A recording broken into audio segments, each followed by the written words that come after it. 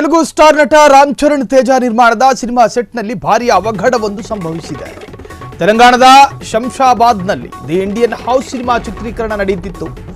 ಈ ವೇಳೆ ಸಮುದ್ರ ದೃಶ್ಯಗಳನ್ನು ಚಿತ್ರೀಕರಿಸಲು ಅಳವಡಿಸಲಾಗಿದ್ದ ಬೃಹತ್ ನೀರಿನ ಟ್ಯಾಂಕ್ ಒಡೆದು ಇಡೀ ಸ್ಥಳವೇ ಜಲಾವೃತಗೊಂಡಿದೆ. ಇದು ಸಿನಿಮಾದ ಚಿತ್ರೀಕರಣ ನಡೀತಾ ಇದ್ದಂತಹ ಸಂದರ್ಭದಲ್ಲಿ ಸಂಭವಿಸಿದ ಅವಘಡ. ತೆಲಂಗಾಣದ ಶಂಷಾಬಾದ್ನಲ್ಲಿ ನಡೆಯುತ್ತಿದ್ದಂತಹ ಚಿತ್ರೀಕರಣ ತೆಲುಗು ಸ್ಟಾರ್ ನಟ ರಾಮ್ ಚರಣ್ ತೇಜ ನಿರ್ಮಾಣದ ಸಿನಿಮಾ ಅದು. ನಿಖಿಲ್ ಸಿದ್ಧಾರ್ಥ್, ಸಾಯಿ ಮಂಜ್ರೇಕರ್ ನಟನೆಯ ಸಿನಿಮಾ.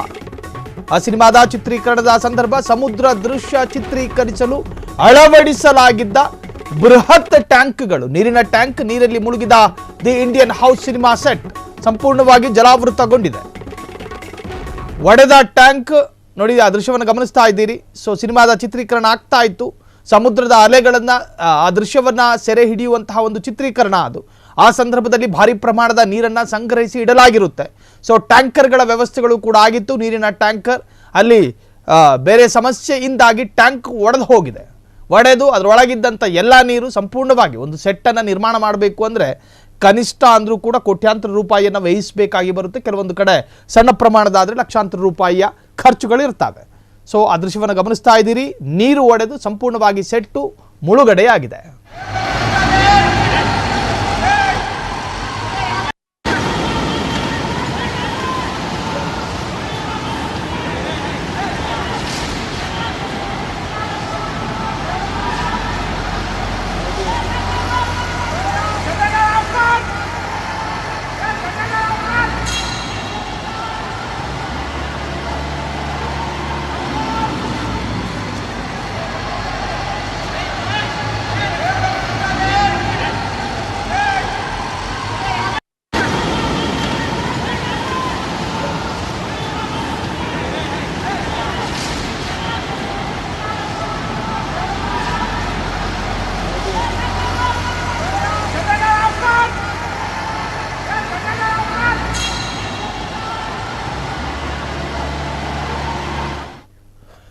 ಇದು ಚಿತ್ರೀಕರಣ ನಡೀತಾ ಇದ್ದಂತಹ ಸಂದರ್ಭ.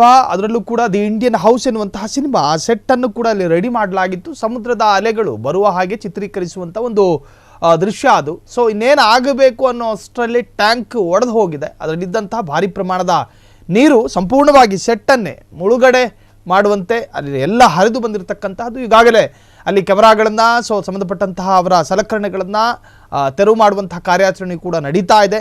ಸೊ ಈ ಸಿನಿಮಾದ ಚಿತ್ರೀಕರಣದ ವೇಳೆ ಈ ಅವಘಡ ನಿಜಕ್ಕೂ ಕೂಡ ಸಿನಿಮಾ ತಂಡದವರನ್ನ ಆತಂಕಕ್ಕೊಳಪಡಿಸಿದೆ.